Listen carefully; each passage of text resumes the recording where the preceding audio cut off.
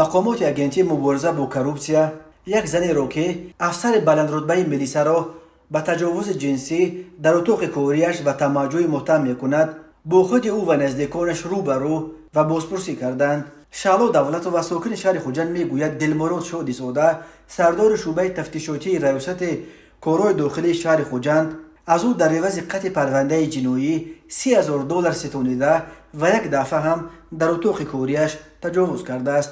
دادگاه ساخت این زن را با گناه معاملات غیر قانونی با دلار ماه نوامبر سال 2022 به 4 سال زندان محکوم کرد. او 3 کودک دارد و اجرای حکم تا زمان به 8 سالگی رسیدن کودک‌های خردسالش به تأخیر انداخته شده است.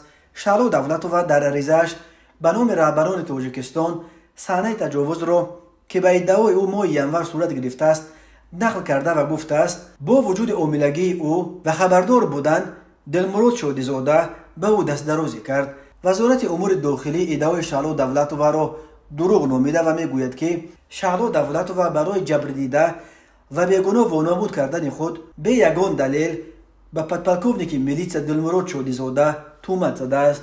با وجود این агентии مبارزه با коррупсия در تاجیکستان بر اساس شکایت شعلا دولتوف به تفتیشات این قضیه شروع کرده است. یک نماینده از این نهاد در ولایت سوات به رادیو آزادی گفت مفتش آژانسی از دوشنبه روز 31 می شعلا دولتوف و برادرش را با دلمراد شادیزاده روبرو کرده درباره دادن $30,000 رشوه و تجاوز جنسی بازپرسی کردند. همصحبت آزادی جزئیات نگفت و تنها افزود که بازپرسی روبرو دو طرف در ویدیو ثبت شده است. شعلا دولتوف روز 8 ایون به رادیو آزادی گفت بازپرسی برادرش با مفتش در اتاق کاری صورت گرفت و در جایی که مبلغ را به دلمراد شادیزاده داده است. شعلا دولتوف افزود برادرم از او پرسید که مبلغ را در همین جا شما گرفتید، ولی مفتش رد کرد. وقتی گفت که به زنتان قسم خورید که $30,000 را گرفتید یا نه خاموش ماند.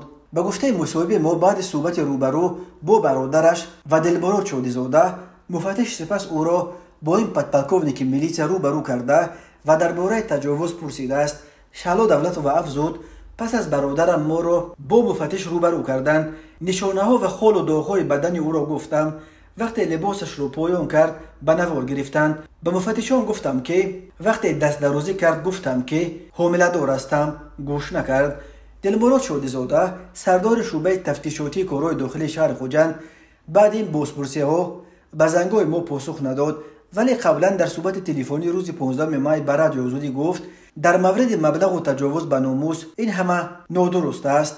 اگر فکت و دلیل داشته باشید به مقامات مراجعت کنید، بگذار سنجش گذرانند، ما پاسخ میدهیم. وزارت امور داخلی روز 19 می در یک بیانیه رسمی ادعای شعلا دولتوف را کاملا دروغ نامیده خود او را به معاملات غیر قانونی با دلار، سودخوری، صاحبکاری غیر قانونی و مانع شدن به کار مفتش متهم کرد. شعلا دولتوف میگوید که او از شرکت‌های بناکاری در خوجند خانه خریده بعد آرایش دوباره میفروخت، ولی هیچ وقت با اسعار خارجی داد و گرفت نکرده است. شعلا دولتوف روز 13 می با سپاریدن نامه به مقامات تاجیکستان از جمله دستگاه اجرایی پرزیدنت خواسته است رفتار مفتش و تحقیر و تهمت در جریان تفتیشات بررسی شود. سالهای آخر شکایت از بدرفتاری و سوء استفاده از مقام و تمجید افسران و کارمندان میلیسا در تاجیکستان زیاد شده است.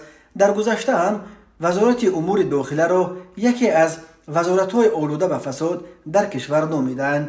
ماه اپریل امسال والدان یک نورس و خواننده مکتب در رشت ادعا دارند که مأمور میلیسا که پسرشان را به دزدی متهم میکند او را مجبور کردند یا به گناه اعتراف کند و یا شیمش را بکشد.